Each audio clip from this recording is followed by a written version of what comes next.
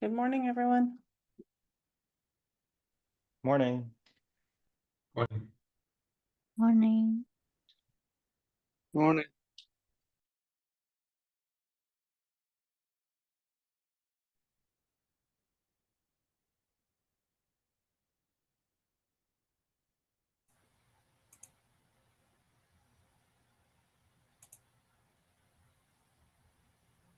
Good morning, everybody. Hey, Amy.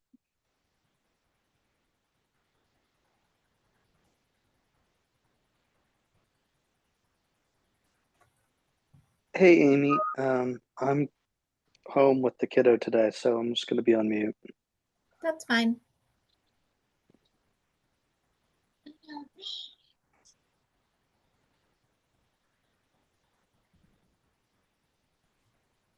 Hi, folks. Thanks for joining us on this federal holiday.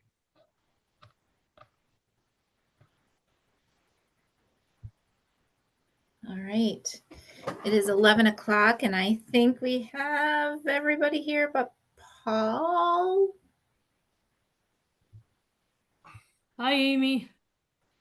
Hi. So we will go ahead and get started, and hopefully Paul will join us. I will open the meeting and ask if there are any adjustments to the agenda. Hearing none, I will move on and ask if anybody from the public would like to make a comment. Yes, Okay, go ahead, Kim. I recommend John Moore be the general manager for Green Mountain Transit. Thank you very much. You're welcome. All right. Do we have any other public comments? Anybody? Yes, go ahead, Dan. Not a public comment, but I'm only able to stay till 11:30 today for this meeting. Just want to let the group know. Okay, thank you. So all questions for Dan, we have to scoot in before 11:30. Oh, Andrea, sorry. I can't count or function. Welcome, Andrea. All right. So moving forward, our next item on the agenda is to review and hopefully approve the committee minutes from September 29th.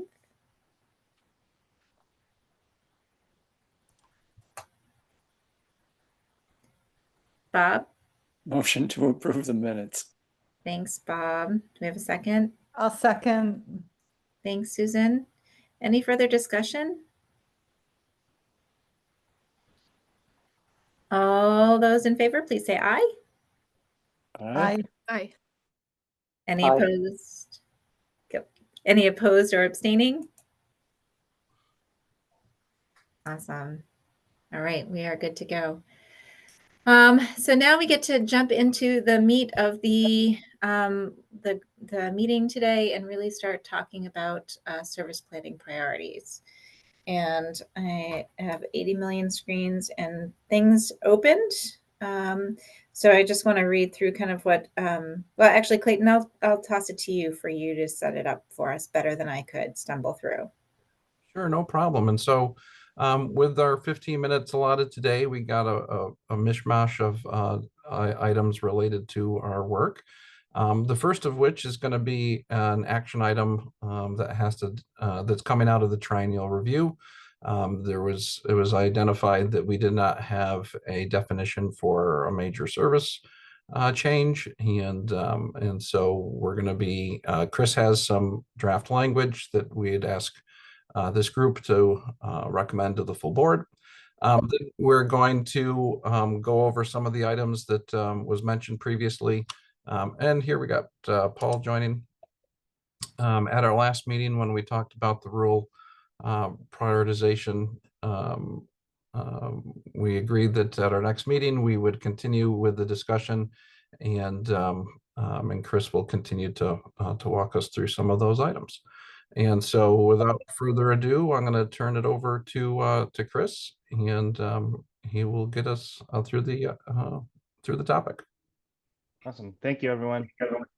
So first really is the update to the public comment policy with adding that definition for major service changes.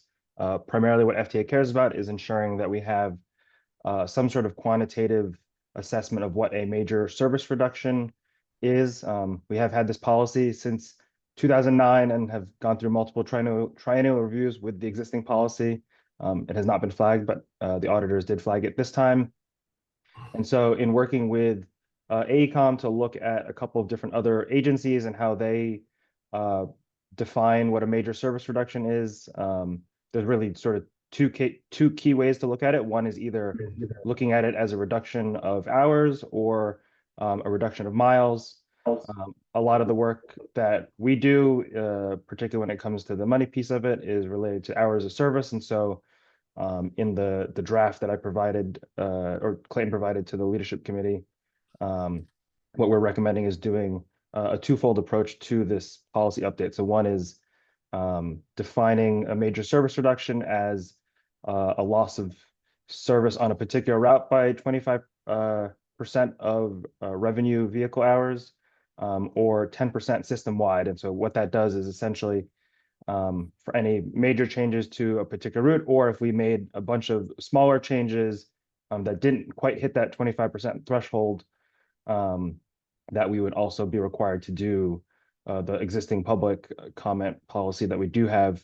I will note that GMT has always sort of erred on the side of caution on actually going through and following this policy. So even if it maybe didn't quite meet the definitions that we had in the existing policy, we continued to hold public meetings and follow this process. The most recent one was when we made the changes to the Pine Street because of the Champlain Parkway.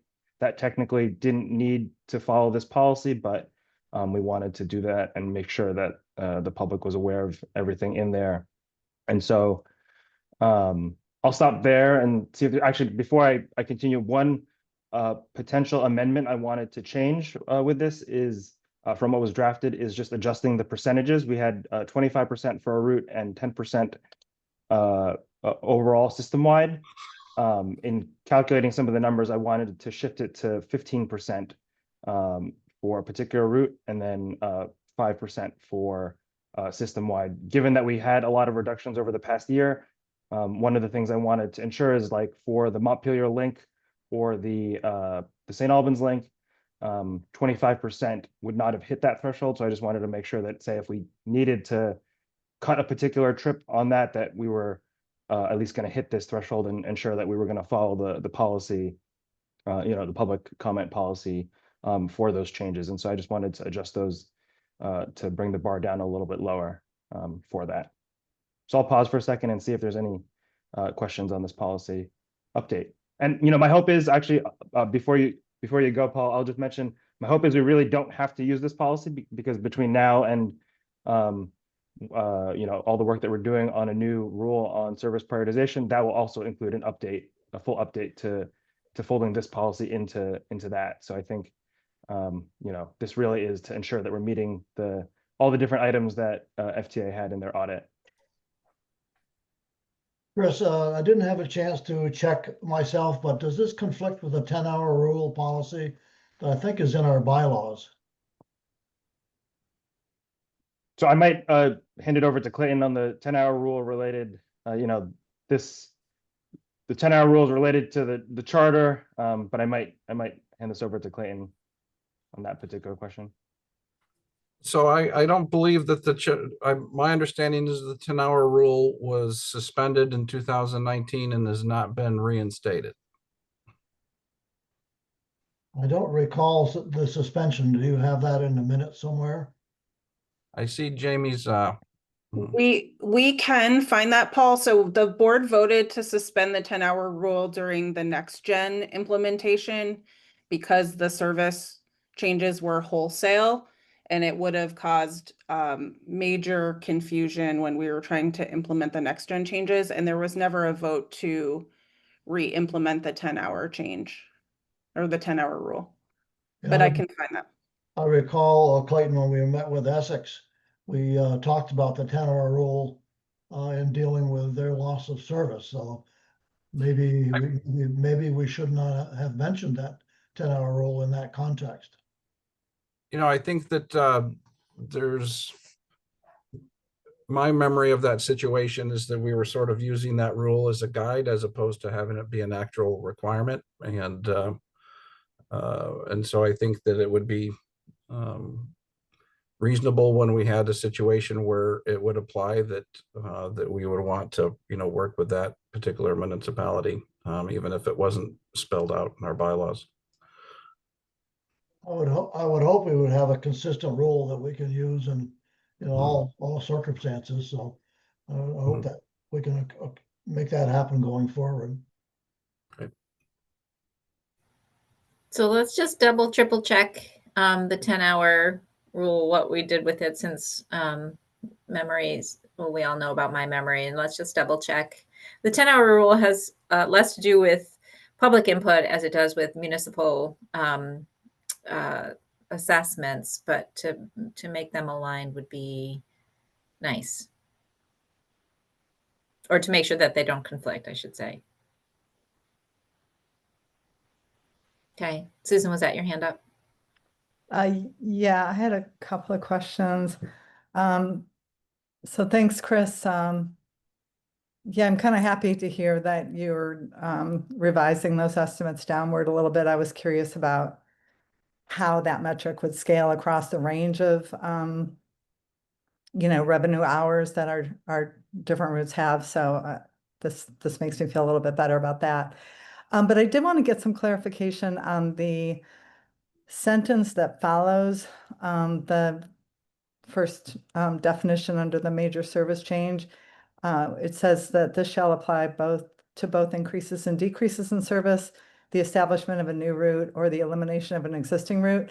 So does this mean that the establishment or removal of a route in and of itself wouldn't constitute a major service change?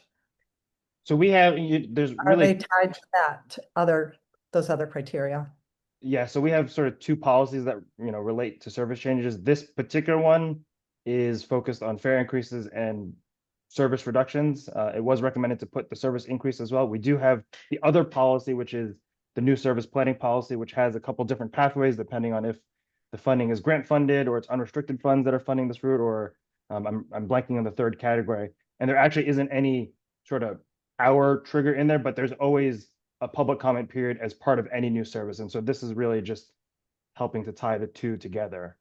But any new route would require a public comment period, regardless of the scale of it, essentially. Great. I just wonder if that sentence could be looked at again to clarify it, because it starts with "this shall apply." It sounds to me like the changes that are greater than 25% or 10%, now revised to 15% and 5%, that shall apply to both increases and decreases in service, the establishment of a new route or the elimination of an existing route. I just wonder if it could be written more clearly to indicate that the establishment of a new route or elimination of an existing route would trigger the requirement for public outreach. Yeah, we could tie that to the other policy as well in this update, just so it's more clear, and we can do that for when the board looks at this next week. Okay, great. And then the other just comments that I observed. So CCTA, that should be replaced with GMT throughout this, Yep, we can do that. correct? Yep. And then I just noticed in the first sentence of this policy, hearing should be changed to hearings with an S. The Oh, first yeah, sentence. okay. Yep, I see that. Okay, yep. We can I do was that. also curious under procedure, how public hearings should be advertised. I didn't know if we wanted to add in here Front Porch Forum, or whether we have a customer database that we can use for outreach. So just wanted to toss those ideas in front of you to consider. I see Jamie came off camera if you wanted to add anything. Yeah, because so we have a 2-week period in which we have to advertise our public meetings 2 weeks in advance, and Front Porch Forum can't guarantee a time for us to be on. Plus they charge us a lot last time I looked to have for us to have an account with Front Porch Forum would be $30,000 a year. Okay, okay, great. And Susan, I'll just add, there are other avenues that are not explicitly listed on this particular policy that we do when there are service changes like the transit app and other places as well. Yeah, I didn't know. I mean, if this hasn't been updated since 2009, I didn't know if there were other methods that we were using that should be added in here just to make it current while we're doing this. Gotcha. Same thing with the current FTA regulations. I didn't know if those needed to be updated or not, if it's been that long. And then lastly, I had a question about the list of things that are not included as a major service change, such as the deletion of bus stops and other things. And I was just curious if any of those things in that list trigger at least notification to the municipality or board commissioners that those changes are being made. Is there a process for that to happen? Not explicitly, but I mean, I think that's something that we could fold into the new policy, the sort of new policy that we are working on as part of this. A lot of these things are there for operational related items that are relatively small. So like if we were deleting a whole particular route segment, then that probably would trigger some form of public notice period. But one small non-time point stop that we have to either move or adjust because of maybe an operational nature, we want to ensure that there's some flexibility still for the organization. Yeah, no, I these things. totally understand that and I support that, but I'm just wondering things like removing bus stops. It seems like at least at the municipality or letting the board commissioner know so they're aware of that. Okay, yeah, I'll write that down at least for the future policy. I think that is something we could look at including in the new policy. Okay, great, thank you.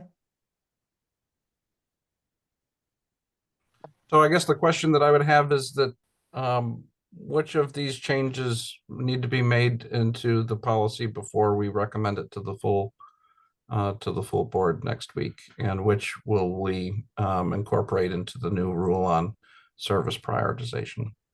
I think certainly the numbers, so the 15 and the 5, I think the change to GMT makes sense in this one. And there's one other thing that I think Susan mentioned that I would just say really clarifying that adding or removing routes would also trigger. Oh yes, that piece. I think those 3 are the ones that we can fold into the board recommendation, and then all the other items we will note down for the rule on service prioritization piece at a later date. Other thoughts, questions? The reason we have CCTA in our policies is because our charter still calls us CCTA. Is that true? No, that's it's just hanging out from the old days. Okay, Yep. Good. All right. So we are looking for a motion to recommend this enhanced policy to the full board for its approval. I'll make that motion. Thanks, I'll Susan. Do we have a second. second? Was that Andrea? Okay, good. Yeah. I got too many things going on. Any further discussion? All those in favor, please say aye. Aye. Aye. Any opposed or abstaining? Great. And I just want to draw your attention as we were talking about places to communicate that. I want to put in the chat that recommend adding a notification to city manager, mayor, chair, administrator. So in line with what Susan was saying about who should be notified so that we can help maximize who gets informed. And so I think that looking at the time that we have remaining, Chris, do you want to talk a little bit about the schedule for the rule and how we may be slowing things down a bit? Yeah, so I'll keep it really brief. So one of the things in talking with Clayton is, trying to program this work into all the other work that the planning department and others are working on. So one thing for the rule on service prioritization is, I think originally we had a sort of in our heads, I think a tentative deadline of finishing it sometime in early January. I I did ask to slow this down a little bit to ensure that we're sort of doing all the pieces that I think we want to include as part of this work. And so right now, I think we are looking at a timeline of hoping to finish this probably in the April timeframe. One of the things that I'm really excited about is at the end of this month, myself and another member of my team are going to Portland, Oregon for a conference. And the second half of that particular conference is there's a training opportunity with Jarrett Walker, who wrote Human Transit. He is a nationally recognized person on transit planning.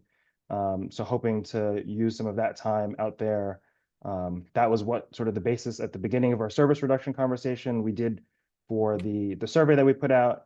So I'm hoping to use part of that, and then also hoping to work with AECOM a little bit on some of the structure with this, given that they're also working on the assessment, the potential change to how we assess local communities. That work and this work really, I think, is going to be intertwined. And so once they come to you all with some more recommendations, that might change and influence sort of the path forward on the work that we're doing here.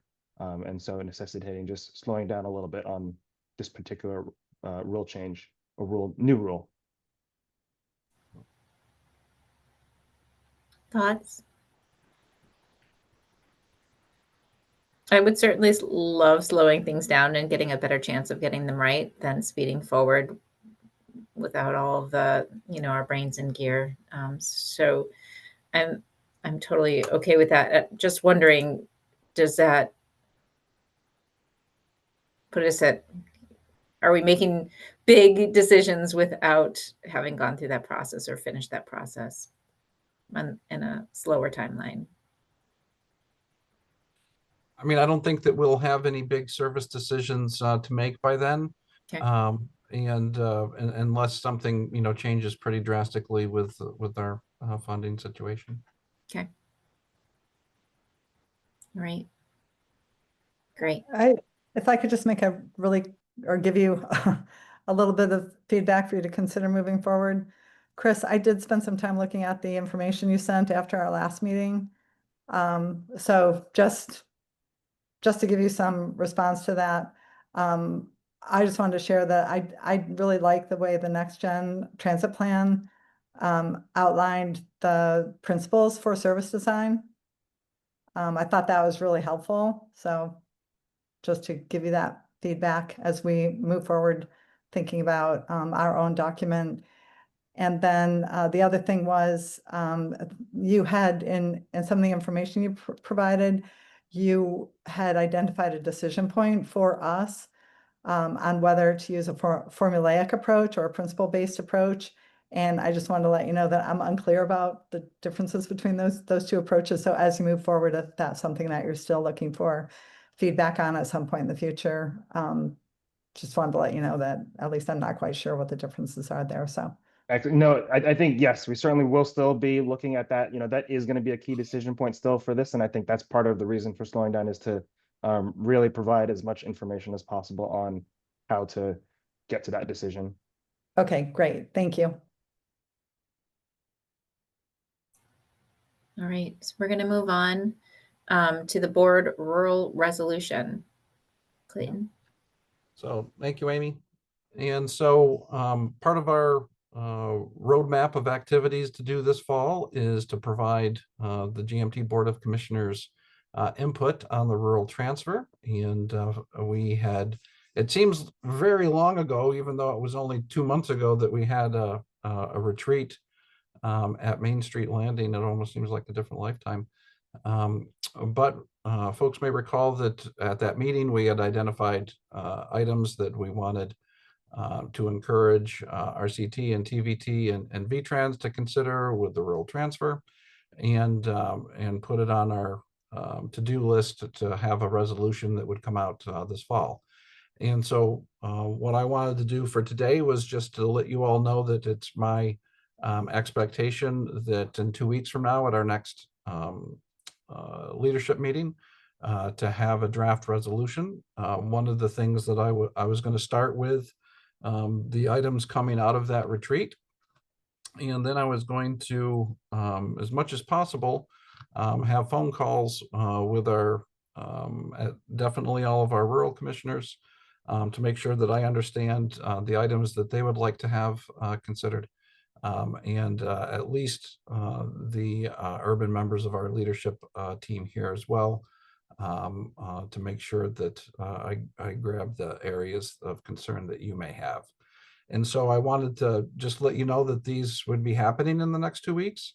And then also, if there is any particular discussion that we wanted to have now with a few minutes, as far as if there was particular directions that you wanted to make sure that I go in that is different from what we've previously talked about and discussed at the retreat. I can say that some of the items that we discussed at the retreat have a little bit been overcome by events, just because of the activities of the two different planning committees. And so at that point in time, the planning committees were just getting underway and didn't have much to report. And so certainly that has changed. And so I think that some of the items that we brought up about the transfer committees themselves is probably stuff that we can leave off, because that's already been, we've already been working in that direction. But now, just we got about 5 minutes. What are the items that the leadership team would like me to focus on when it comes to the resolution? I can tell you things that I will be focusing on will be items like identifying how we'll handle local match for our continued link service, and so that just to give you an idea of, you know, kind of where my focus will be. So what do people have in mind for me moving forward with this? What level of detail are you going to put in this? You know, as you know, for instance, transfer of vehicles. Are you going to be dealing with that? I think that we will definitely have like a high level bullet that will probably be discussed separately between the FGI and the Berlin. What I don't imagine is too much specificity with the resolution, and more that, hey, these are the particular topics that you know, that we've identified, and especially if there are decision points that are still out there to be made. But if you all tell me that you want the resolution to be much more specific, I can pivot and move in that direction. Just curious whether you're going to include whatever work we've accomplished on finding a new location for the Washington County facility. I'm not sure what we have, but I think that that's an update that I can bring back to the group. I'm not sure that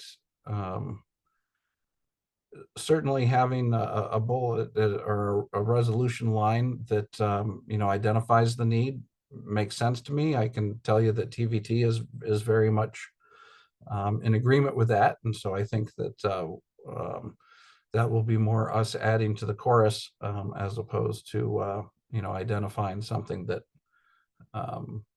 that is new. Dan. Yes, Clayton, just one question about the resolution. Are you going to talk at all about the driver scenarios where the paid time off and the PTO volumes and its drivers transfer between the two regions, RCT and TVT, and how that's going to work? Are you also going to try to address that, or is that going to be separate? Not included?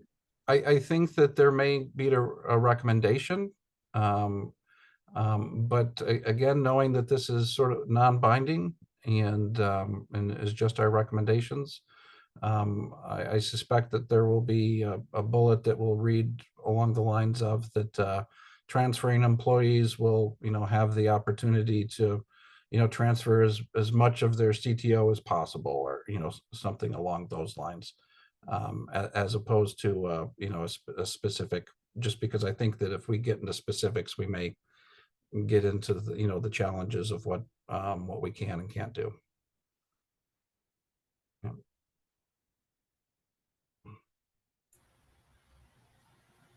Anybody And else? I expect it will be a multi-page resolution, so it is, going to be a lengthy document. Okay. All right. Okay. So we'll see this in a couple weeks. We'll see you in a couple weeks. Oh, good. It's been a while since I drafted a now therefore resolution. I love those, so that'll be a fun writing project. Does it have to be? I don't enjoy reading those documents. This is where, having a degree in English, pays off for me because, it's just like iambic pentameter. It's just constraints. Okay. One of the things that thanks Dan for being here. One of the things that we're doing in my employer is going through our policies and trying to make them as comfortable for readers as possible. So I find the heretofore whereas language to be irritating. So if we don't have to, feel free not to. Oh, okay. I mean, we can make it whatever we want. And Okay. so if we want to avoid resolution format, I'm happy with that too. It's my opinion. I don't see any reason for it. I think it obscures what you're trying to say to most readers.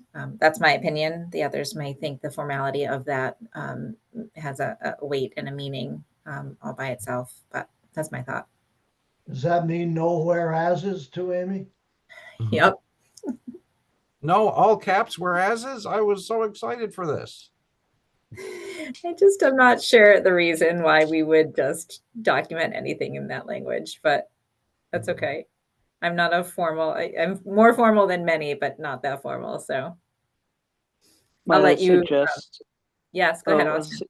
Might I suggest just an initial drafting that is less formal, and then it's more approachable to the broader board, potentially in the broader public, and then we can always create a finalized draft with more formal language if it's deemed necessary. I agree with Austin and Amy on this. I wonder if it will be received better by the other transit agencies if it's written in a slightly less formal way. So I agree with that. We have consensus. I feel like I just too. As someone who in my professional life has been urged over and over again to use clear and approachable language. Yeah. Sorry if we took the fun out of it for you, Clayton. All my fun. I'm sorry. I have some vague symbolism and, people were going to have to decipher it, and contemplate it for years, figure out what it was that we actually wanted. Awesome. All right. So we're going to turn now to, as we're talking about the rural transfer and how our organization agency will shift back to something very different. Clayton brought up board membership. What does our board look like going forward as the rural board members transfer away? And so Andrea and Clayton and I had a really nice conversation about that concept and what we could do just to make sure that Green Mountain Transit receives the greatest and most appropriate guidance from its board, leadership and guidance from its board moving forward. So we get the next chunk of time to really kind of brainstorm what we would want that to look like, what's feasible, what is manageable, and what's useful. Did I cue that up okay, Clayton? You did amazing. Awesome. I was kind of hoping that you would continue, but well, go for it. I'm going to let you, because you've thought about it a little bit more, but we did have a nice conversation, the three of us, about, ways that we could look at that. Yes. And so first I just want to, make sure that we, understand the stage that's being set, which is that when we do the rural transfer next year, we will lose our RPC appointees in the rural area. And so that includes Bob, who's here, part of the leadership committee, but that would also be Catherine, Tasha, and Christian. And so that means that we'll have 8 municipalities with 9 commissioners, with Burlington having the 2 commissioners. And so one of the things that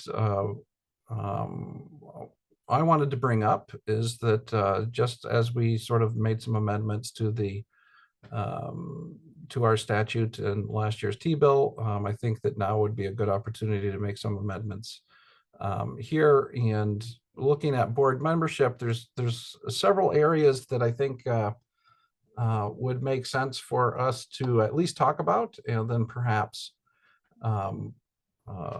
recommend some statutory change. And so one of the things that I want us to talk about is the potential inclusion of state decision makers on our board.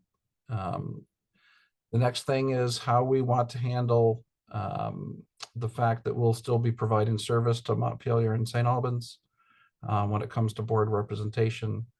Then I want to just have a chat about sort of the imbalance that's in our current system when it comes to voting power. And then lastly, a concept that that Amy and Andrea had in our discussion last week that I think really makes sense when it comes to how we use our committees. And so going back to the first, one of the things that I potentially see value in is doing a model that I first observed when I was the state's Veteran Services Director and managed the Veteran Cemetery. On the Cemeteries Advisory Board, which is set in statute, similar to us, they include on that advisory board a representative from the administration, a representative from the House, and a representative from the Senate. The House representative is picked by the Speaker of the House. The Senate is picked by the President Pro Tem. And at least for the cemetery, the BGS commissioner just ends up as the administration's person. I can tell you that I saw this work very well when it came to the cemetery, because it meant that in all 3 of the bodies that interact during the legislative session, it meant that you had somebody that was involved with the management of the organization. That meant that there was somebody that could speak intelligently about the organization whenever there was floor debates. And what it does, and one of the things that you'll see sort of as a theme here, is that it also ties in, you know, allowing some decision-making authority to the people who fund it. And so when we consider that the state collectively provides us in general fund, you know, roughly what the city of Burlington does. So they, you know, they provide a considerable, you know, state local match. When you consider that they also have a huge impact on the federal funds that get flexed our way, it seems to me that it may make sense, especially with our board somewhat constricting, to perhaps add these 3 individuals. And so I would like to hear the perspective of the leadership group as far as whether they, you know, feel this is the right direction, and whether I should continue to explore it. I have talked with VTrans about the potential of having them participate. They generally have been parts of boards as ex officio members instead of voting members, but it didn't seem like they had too large a concern about joining the board in a more official way. So what do people think about that? And I'm glad Dan got off, so now we can talk about him and you won't know. Does anybody want to chime in about that specific element, or go ahead, Paul? Yeah, I'll jump in. I think it works fairly well now to have one of the VTrans employees attend our board meetings. If they were ex officio, I wouldn't have any problems with that, I don't think. But I do have a concern of having somebody who's funding you also making decisions about what you do as a board, which may affect the funding. So I think to have them in a decision-making process in this case doesn't make sense. I think it's a little different than when you're looking at the cemetery. I mean, who are the constituents for the cemetery? You know, the people that reside there, I guess. So to have the people who are responsible for overseeing the cemetery basically involved in that decision-making probably makes some sense. I'm not sure it does to have them a part of our board. And the other piece of that is that, you know, we talk about having a board that's too large. So we're going from like 13 or whatever it is down to 9. And now we're going to start building back up. I think it's going in the wrong direction. So I would have some concerns about this. Roger that, Paul. Thank you. I'll chime in. I like the idea of actually getting the insight from legislators. And I do think we've been served well in the past by having legislators on this board. And if we could create that situation, I think that'd be good. On the administration, I kind of agree with Paul. One second. When I kind of agree with Paul on the administration and whether that should be ex officio or a voting member. I can see that going both ways. I mean, I do think if they are on the board voting for things that then we bring forth to the administration, that could put the member in a pretty precarious position sometimes, but it could also mean that we have more consensus and it could identify problems later, or when we are dealing with problems that arise, we could always point to the fact that the administration's appointed member did not, bring up these problems. So I could go either way on that. The other thing I want to point out, and this might be unpopular, I'm sorry, Andrea, in advance, but should we examine how many seats that Burlington has now that we have a smaller board? Just because I think before, with a larger board, proportionally, it made sense given how much important that hub of services and the amount of funding they give. But once we get to a smaller board, we end up in a situation where it can really be a heavily Burlington-driven conversation. And I'm not saying we should go one way or another. I do think it needs to be part of the discussion. And we're going to touch upon that Burlington situation in just a few minutes. Yeah, I mean, as a counterpoint, Burlington does pay in like over half of local match for the whole urban system. So, yeah. I mean, I would definitely be open to a conversation about representation on the board proportional to what towns pay in. Then you'll get 4 members, Andrea. More than that. Yeah, I think that's a bigger question. I mean, that also gets us to what Paul pointed out. Do we want our board to get bigger, or are we happy that it's getting smaller? We start talking about proportional representation, plus putting a, 2 legislators and an administrative appointee on, then all of a sudden we're building our board bigger, and that's been something people have identified as an impediment in the past. Yeah. So I have 2 questions, if I could jump in. The first is would there be a problem with having them participate as non-voting members?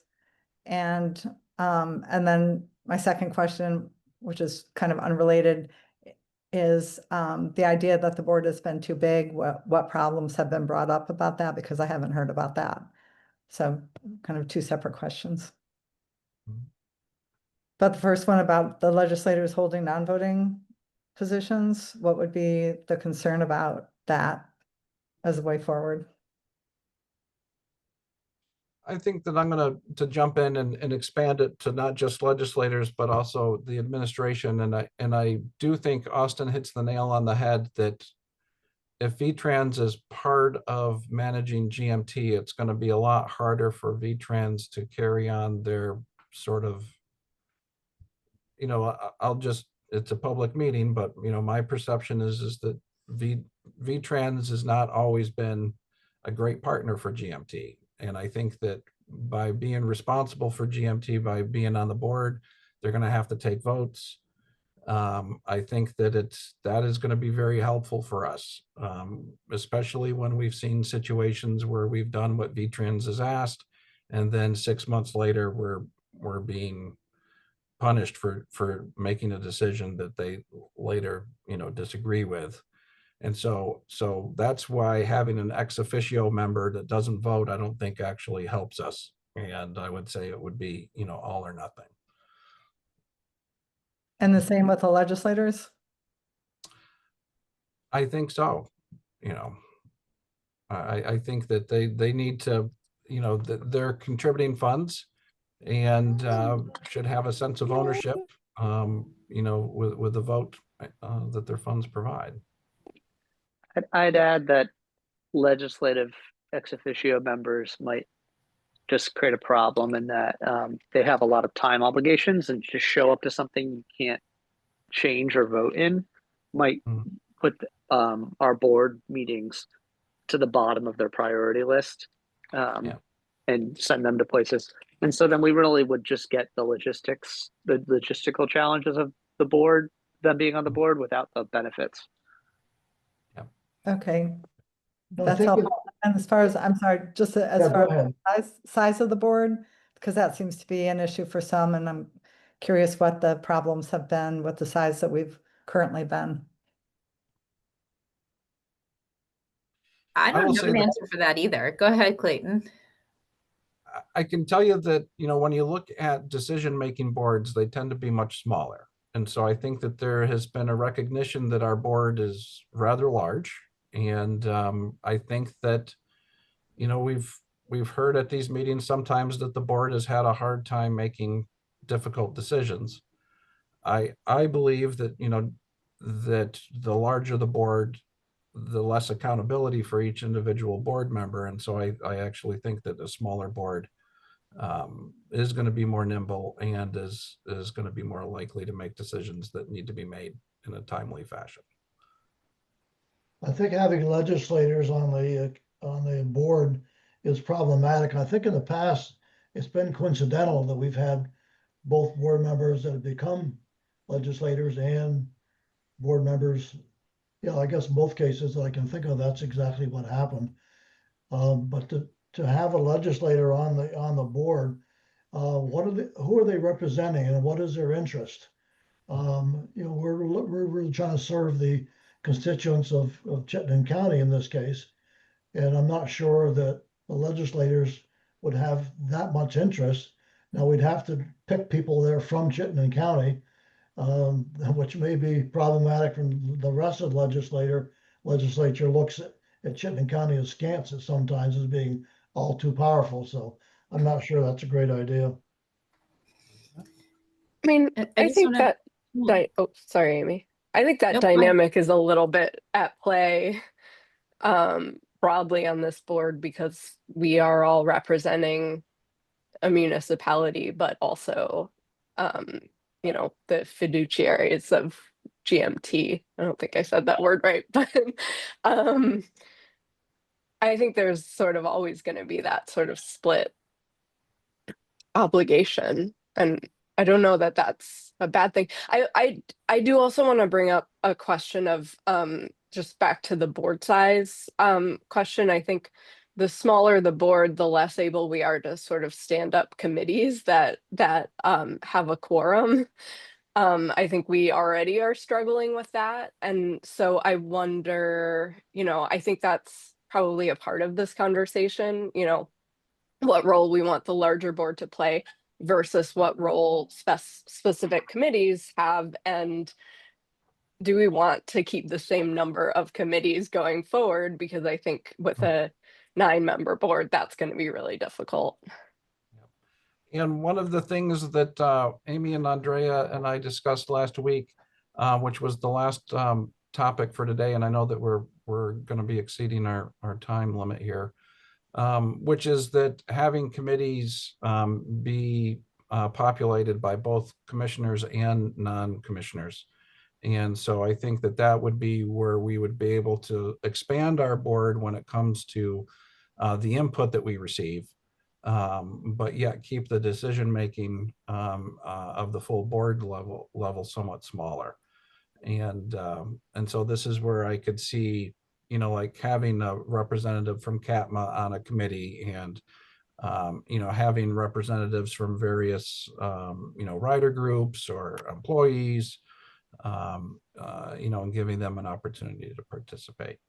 You know, I would personally like to see CATMA on the board at that level. I'd like to see some more transportation planning expertise on the board. So maybe CATMA, maybe somebody from CCRPC. So I just wanted to throw that out there too. I think it would be a valuable addition to our work.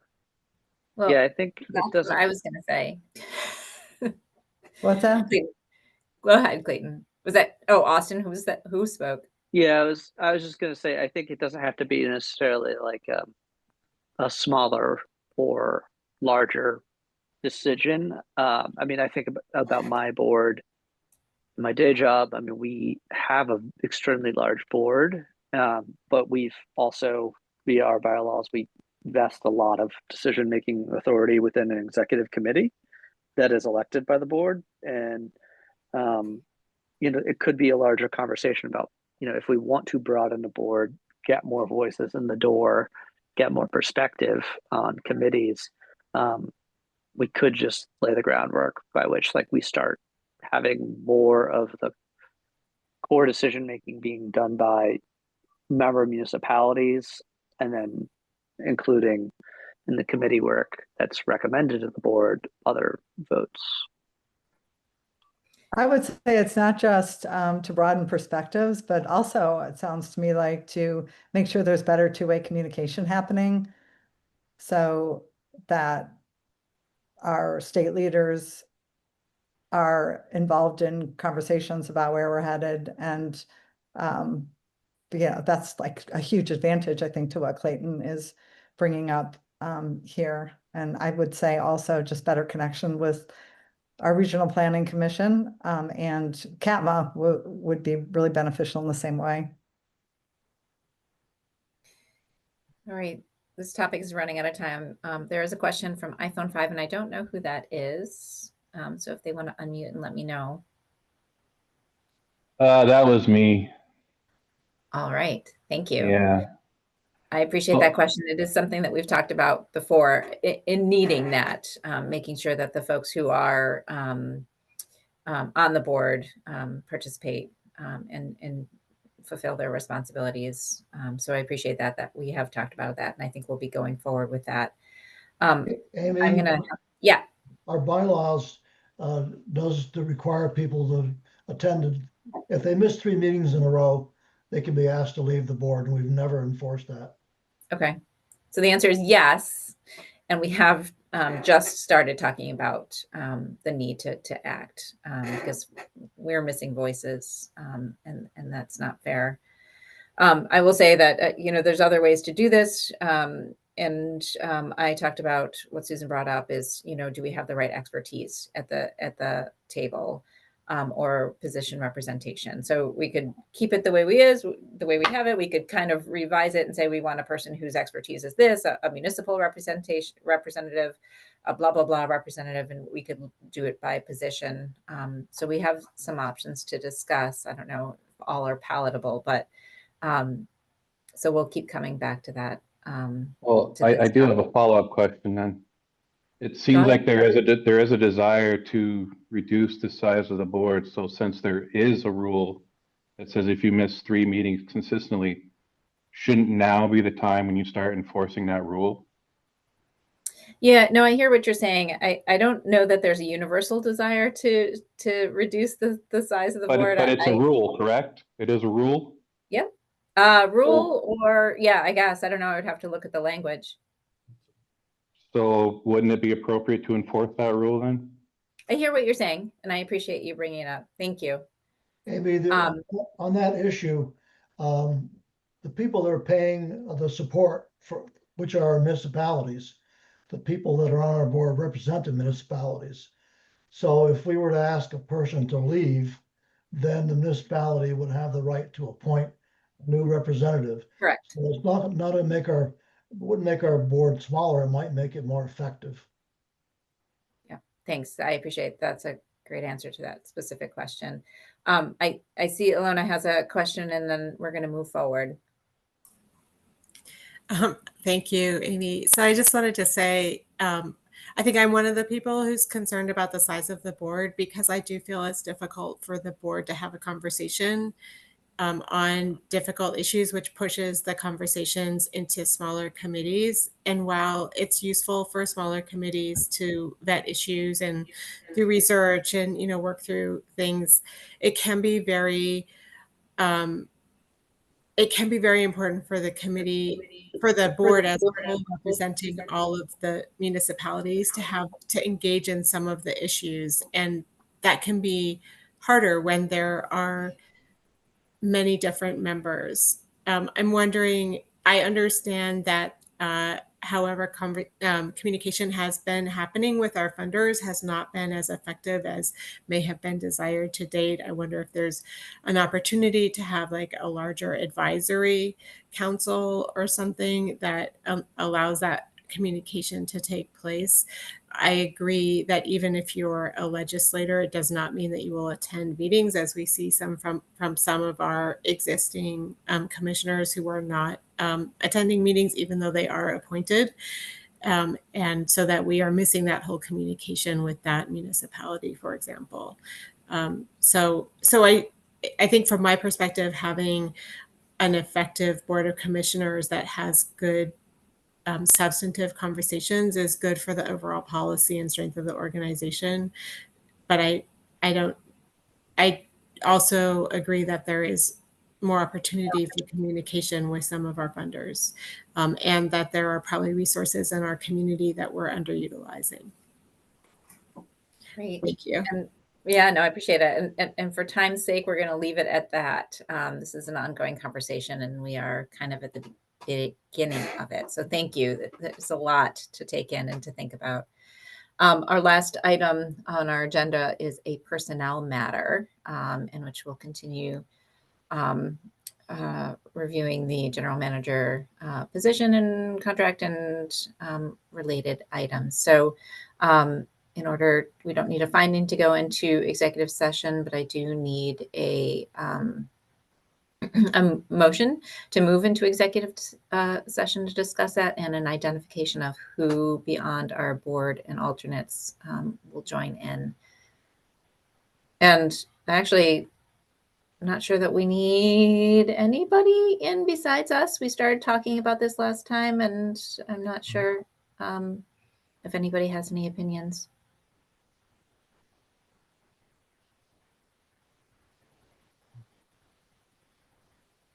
Okay, go ahead, Paul.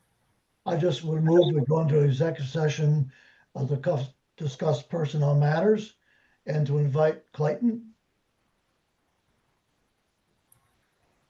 Nobody Okay. else. Sound good? Do we think? Yep. Okay. Do we have a second? I'm so awkward with this, and I apologize, everyone. Do we have a second for that? I'll second. Thanks, Susan. Any further discussion? All those in favor, please say aye. Aye. Aye. Any opposed?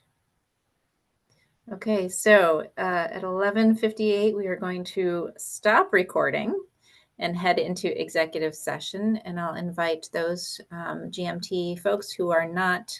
If you turn on recording, I'll catch it for you. There we go. I got it.